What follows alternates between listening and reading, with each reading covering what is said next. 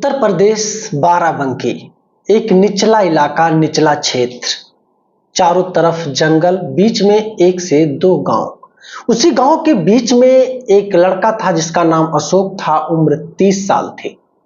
ये लड़का बहुत पहले से मुंबई जैसे शहरों में मजदूरी का काम करता था, सेंटरिंग का काम करता था। परिवार में तंगी थी, गरीबियां थी, मजबूरी थी। अशोक 3 भाई बहन थे। अशोक सबसे बड़ा था। घर की जिम्मेदारी इतनी थी कि ये गांव में रहकर कुछ कर भी नहीं सकता था। परेशानियां बहुत थी। जब ये मुंबई जाता, वहां से जो भी महीने का 10, 15, 20 हजार कमाता, उन्हीं पैसों से इसका परिवार चलता। धीरे धीरे करके परिवार वालों ने अशोक की शादी कर दी। अब तो अशोक के जीवन में और भी समस्याएं बढ़ गई, और भी ज्यादा टेंशन इसके जीवन में बढ़ चुका था। अशोक की शादी 24 मई के दिन होती है। 25 मई को दुल्हन आती है और अशोक भी मुंबई से आया ही रहता था। शादी का सारा प्रोग्राम वगैरह सब कुछ जितना अशोक के बजट में था, वो सारे प्रोग्राम अशोक ने समापन कर दिए।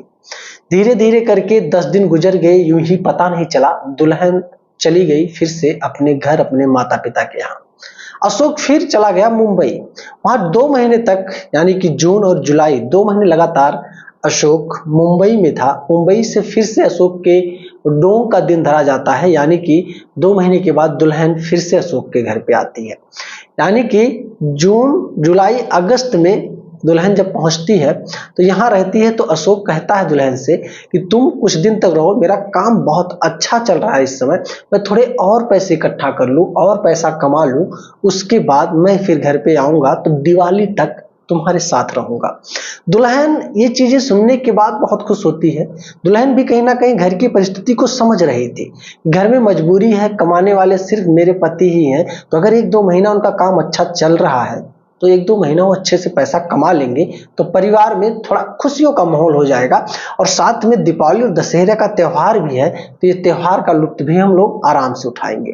इसी तरीके से सब कुछ चल रहा था कि अचानक एक रात आती है जिस रात की कल्पना किसी ने की ही नहीं थी।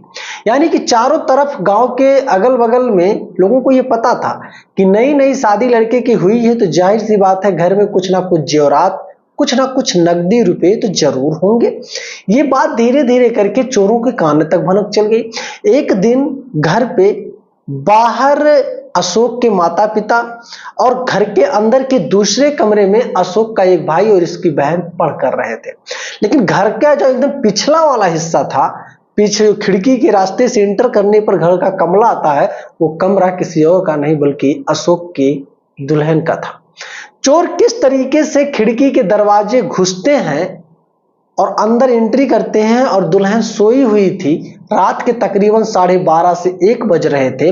अशोक के भी परिवार में सारे लोग सो चुके थे। उसके जो 2 छोटे भाई बहन थे वो भी, अशोक के माता पिता जो कि घर के ओसारे में सो रहे थे वो लोग भी सो चुके थे।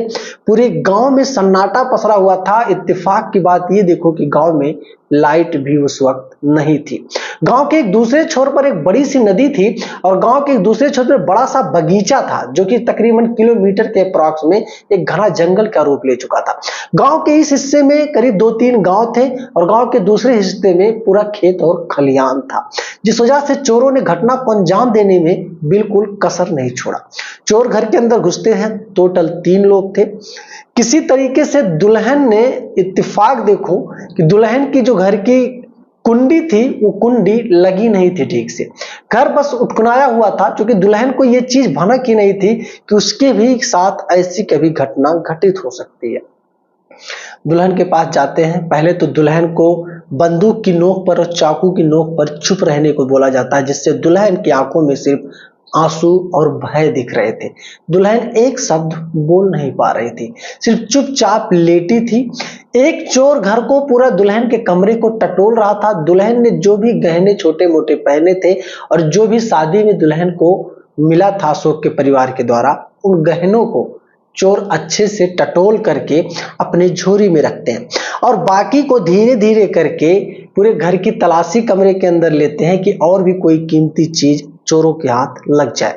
लेकिन इत्तेफाक गहने और तकरीबन 3000 रुपया जो कि नगद था, इसके अलावा और चोरों के हाथ कुछ नहीं लगा।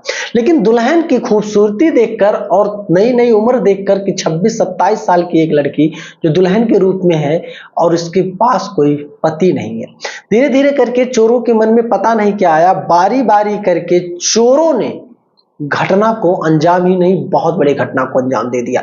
यानी कि दुल्हन के साथ उसी कमरे में बारी बारी करके तकरीबन 2.5 घंटे तक चोरों ने गलत काम किया और दुल्हन चाकू और बंदूक की नोक पर चू से मुंह नहीं बोल पा रही थी। इस तरीके से दुल्हन को भय थे। यहां तक कि उसी कमरे में एक छोटी सी शीशी शराब की पाई गई। पुलिस की तहकीकात में चोरों ने शराब भी पी और सिगरेट भी 2-3 फूके और ये सारे घटना को अंजाम देकर दुल्हन का हाथ पैर बांधकर और मुंह को भी बांधकर चोर घर से 9-2-11 हो गए। जब सुबह होती है, दुल्हन कमरे से किसी तरीके से निकल पाती है। निकल के जब देखती है तब घर में पूरा कोहराम मच जाता है। धीरे धीरे करके परिवार वाले जब शोर शराबा करते हैं तो अगल बगल के पड़ोसी और दूसरे गांव के भी लोग वहां पर एकत्रित होते हैं, जुट जाते हैं। लेकिन जब तक ये सारे लोग जुटते तब तक दुल्हन के साथ वो हो चुका था जो कोई सोच भी नहीं सकता था। धीरे धीरे करके पुलिस को सूचना दी जाती है। मौके पर पुलिस पहुंचती है। पुलिस ने पूरे घटना को तहकीकात किया। घटना में यही पाया पुलिस ने कि चोरों की जो एंट्री हुई थी घर के पीछे के रास्ते खिड़की के माध्यम से ही वो लोग इंटर किए थे। घर में जब पुलिस ने तहकीकात किया तो सिगरेट के कुछ टुकड़े और शराब की गंध और शराब की बोतल के ढक्कन भी पाए गए, जिससे दुल्हन से पूछताछ करने के बाद ये पता चलता है कि बारी बारी करके एक एक करके दुल्हन के साथ ये लोग गलत काम कर रहे थे। एक एक करके सिगरेट पी रहा था, शराब पी रहे थे। इसी तरीके से टोटल 2.5 से 3 घंटे का वक्त इन लोगों ने लिया और दुल्हन के साथ खूब खिलवाड़ किए लोग। दुल्हन अपनी पूरी कहानी को नहीं बता पा रही थी। रो रो कर दुल्हन के हाथ और पांव कांप रहे थे।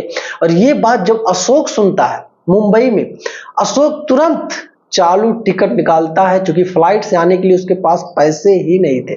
किसी तरीके से वहां कुछ दोस्तों से और मालिक से अर्जेंट में पैसे मांग करके वो ट्रेन पकड़ता है और तकरीबन 2 दिन के बाद जब वो घर पे पहुंचता है तब अशोक ने देखा कि उसकी जो पत्नी है, जिसकी नई नवेली भी दुल्हन बनी थी, उसका हाल वो हो चुका है जो उसकी पत्नी और अशोक ने भी कभी नहीं सोचा होगा। धीरे धीरे करके पुलिस ने पूरी और तहरीर इकट्ठा की और भी जांच की, चारों तरफ खोजबीन शुरू की, लेकिन चोरों का कोई पता नहीं चल रहा है कि चोर आखिर सच में थे कहां से आए और कैसे एग्जैक्ट उनको पता था किस रास्ते से घुसना है, दुल्हन का कमरा कैसे है, कहां पर है। ये सारी चीजों को दुल्हन के मुताबिक ये बताया गया कि टोटल तकरीबन 2.25 लाख के जेवर और 3,03,000 रुपया नगद और साथ में दुल्हन का अरबों नहीं, जिसकी कीमत ही नहीं लगाई जा सकती, इज्जत, जो कि चोरों ने लूट कर चले गए। अब ये चीज सुनने के बाद, जानने के बाद अगल बगल के गांव और अशोक के गांव में, अशोक के परिवार में कोहराम और मातम मचा हुआ है। सारे लोग परेशान हैं, आखिर कैसे चोरों ने इतने बड़े घटना को अंजाम दे दिया। दोस्तों, आज के समय में हम देख रहे हैं काफी ज्यादा ट्रेंडिंग में चल रहा है कि चारों तरफ चोर ही चोर। कभी इंस्टाग्राम पे रील में हम देखते हैं, कभी यूट्यूब चैनल पे देख रहे हैं, कभी फेसबुक पे देख रहे हैं कि चोरों ने बड़े घटना को अंजाम दे दिया। चोरों ने चोरी कर लिया, लाखों की जेवरात चोरी, लाखों रुपये गायब। ऐसी बहुत सारी चीजें हमारे कानों तक भनक आ रही है। अब जब अशोक की पत्नी से पुलिस ने थाने में पूछताछ करके एफआईआर दर्ज किया, एफआईआर दर्ज करने के बाद अशोक ने पुलिस से यह मांग की है कि अगर 15 दिनों के अंदर पुलिस ने कोई पक्का सबूत इकट्ठा नहीं किया, उन चोरों को हवालात के पीछे अगर पुलिस ने नहीं डाला, तो अशोक वो करेगा जो कभी पुलिस ने भी नहीं सोचा होगा। ऐसा अशोक ने पुलिस के सामने कहा। अशोक ने यह भी कहा कि अगर सिर्फ पैसे और जेवर की बात होती तो शायद अशोक भूल सकता था, लेकिन उसकी नई नवेली दुल्हन की इज्जत की बात है, इसलिए अशोक इस चीज को नहीं भूलेगा। अगर पुलिस ने कोई बड़ा कदम नहीं उठाया तो अशोक ने यह भी कहा, कहीं पे भी कोई भी चोर मुझे मिलेगा, मैं घर पे रुक के मजदूरी करूंगा, लेकिन उन चोरों को मैं पहले टुकड़े टुकड़े करके काट के फेंक दूंगा, चाहे कानून मुझे फिर फांसी ही क्यों ना चढ़ा दे।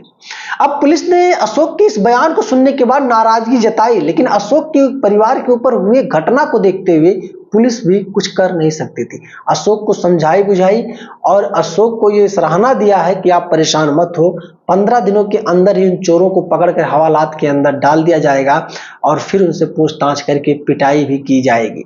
अशोक ने पुलिस की इस बातों को सुनने के बाद अपने अंदर थोड़ा रिलैक्स तो लिया है, लेकिन पत्नी का जब वो चेहरा देखता है तो पत्नी का चेहरा देखने के बाद अशोक और अशोक का परिवार सिर्फ आंसू बहा रहा है और रो रहा है।